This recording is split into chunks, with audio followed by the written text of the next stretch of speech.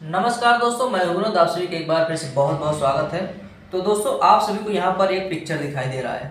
तो अगर दोस्तों आप सभी को इस तरह का ब्लाउज बनाना है तो ये आजकल दोस्तों चलन है। यहाँ पर आप देख पा रहे हैं, ये दुल्हन का ब्लाउज है। तो क्या होता है दोस्तों, आजकल दुल्हन जो है ऐसा ब्लाउज बनवाती है, ऊपर यहाँ पर पैक रहता है, नीचे कोई भी गला रहता है और उसके अंदर नेट रहता है। नेट के ऊपर यहाँ पर वर्क किया रहता है, डोली का, दुल्हन का, यानी कुछ भी यहाँ पर वर्क किया जाता है। तो ऐसे केस में आपको शोल्डर का माप कैसे रखना है, क्योंकि यहाँ पर खुलता नहीं है ज़्यादा, ये गला जो है खुलता नहीं है।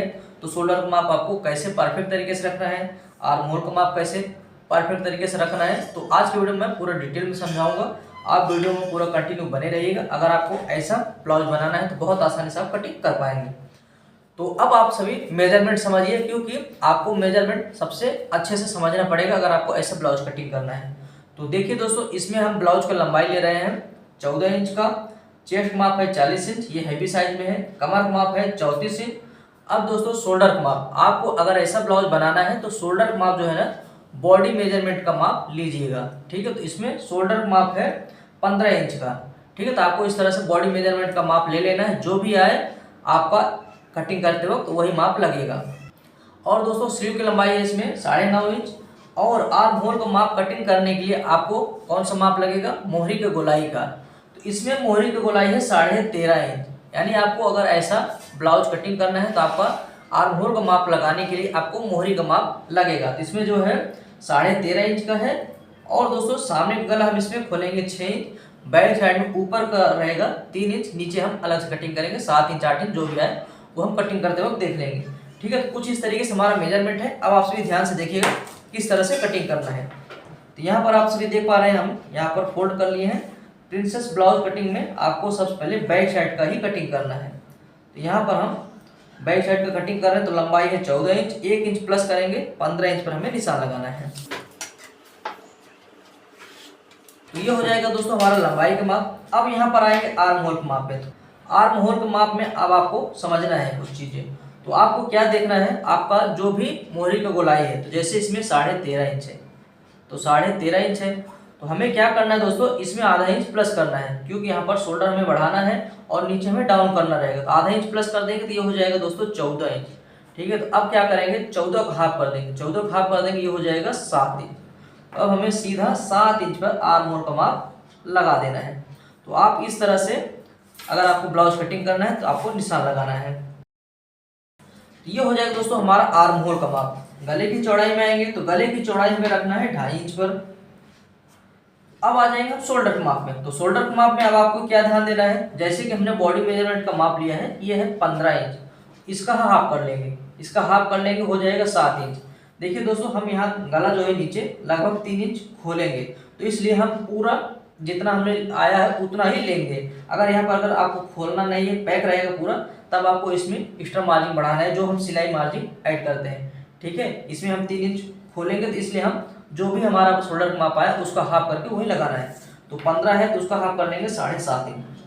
तो 7.5 इंच पर हमें निशान लगा देना है, वही नीचे हमें अप्लाई कर देना है। तो ये हो जाएगा दोस्तों हमारा आर्म शोल्डर का माप। अब आएंगे हम चेस्ट के माप में। तो चेस्ट का माप है 40 इंच, तो उसका एक फोर्थ कर लेंगे 10 इंच। 10 इंच में हमारा पहला निशान, 2 इंच हम एक्स्ट्रा मार्जिन दे देंगे। कमर के माप में आएंगे तो कमर का माप है 34 इंच, तो 34 का एक फोर्थ हो जाता है 8.5 इंच। आधा 1.25 इंच हम बढ़ाएंगे, टक्स मारते हैं उसके लिए, वहां से हमें 2 इंच और बढ़ाना है। ध्यान से देखते रहिएगा दोस्तों। अभी यहाँ पर हम शोल्डर को डाउन करेंगे।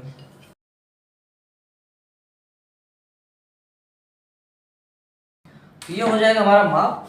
हम क्या करेंगे दोस्तों, शोल्डर को यहाँ पर आधा इंच डाउन कर लेंगे, क्योंकि हम यहाँ पर गोलाई में आधा इंच बढ़ाए थे।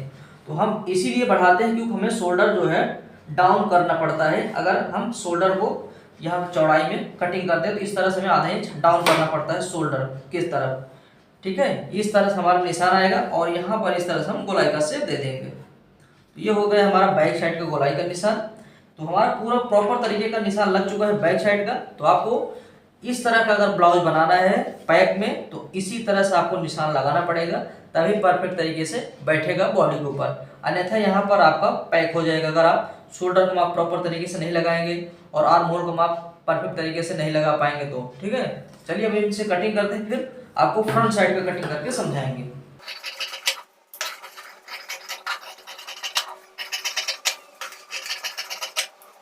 तो दोस्तों ये हमने बैक साइड का कटिंग कर लिया। अब फ्रंट साइड कटिंग करने के लिए हमें इसके ऊपर इस तरह से रख लेना है। तो रखने के बाद हम क्या करेंगे, चारों तरफ हम सबसे पहले निशान लगा लेंगे। फ्रंट साइड के लिए सिंपल सा रहता है, ये हमारा बैक वाला पार्ट रखना है, चारों तरफ हम निशान लगा देंगे। और इसमें हमें कितना एक्स्ट्रा मार्जिन बढ़ाना है वो ध्यान से देखिएगा, क्योंकि ये बड़ी साइज है तो बड़े साइज में हमें ज़्यादा मार्जिन भी बढ़ाना पड़ता है।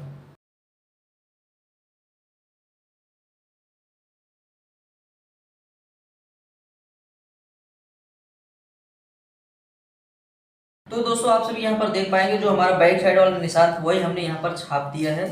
तो अब हम सबसे पहला काम करेंगे, यहाँ पर आर्म होल को आधा इंच और डाउन करेंगे सामने वाले गले में, सामने वाले आर्म होल में। ठीक है, ये हो जाएगा आधा इंच डाउन।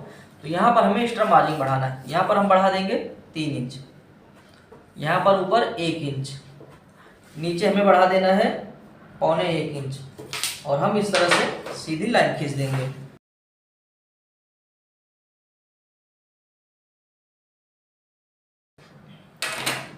तो इतना मार्जिन बढ़ाने के बाद अब इनसे कटिंग करते हैं, फिर आगे का प्रोसेस आप सभी को समझाता हूँ।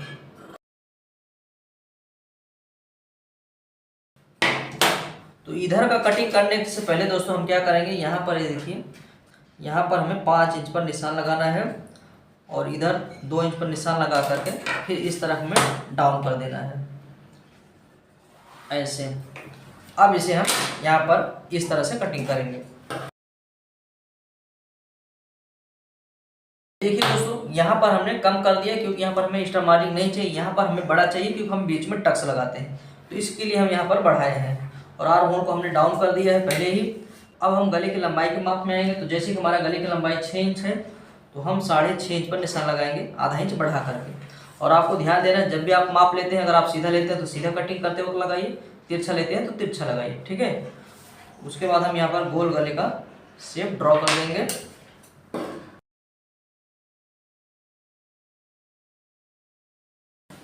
तो ये हो गया दोस्तों हमारा निशान। तो अब हम आ जाएंगे यहाँ पर प्रिंसेस में कटिंग की। तो यहाँ पर हमारा 5 इंच है तो बीच में भी हमें 5 इंच पर निशान लगा देना है। यहाँ से दोस्तों हम यहाँ पर कॉर्नर पे आएंगे। ठीक है, तो इसका ज़्यादा आपको सोचना नहीं, इसका जो कॉर्नर रहता है वहाँ पर हमें इस तरह से निशान लगाना है और यहाँ पर ऐसे मिला देना है।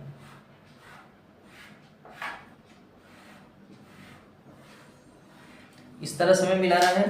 तो यहाँ पर इस तरह से हमने 2 इंच इधर ले लेना है और यहाँ पर हम आधा इंच बढ़ाएंगे और वेस्ट पॉइंट माप लेना है। इसका वेस्ट पॉइंट आएगा 11 इंच पर, यहाँ पर हम ऐसे मिला देंगे और इस तरफ हमारा टक्स आएगा। यहाँ पर जो इसका मिडल जो आएगा ना, वही हम यहाँ पर टक्स लगाते वक्त हमारा आएगा इधर, इसका हम टक्स जो है 2.5 इंच का लगा देंगे। ये देखिए कुछ इस तरीके से। अब इसे हमें कटिंग करना है।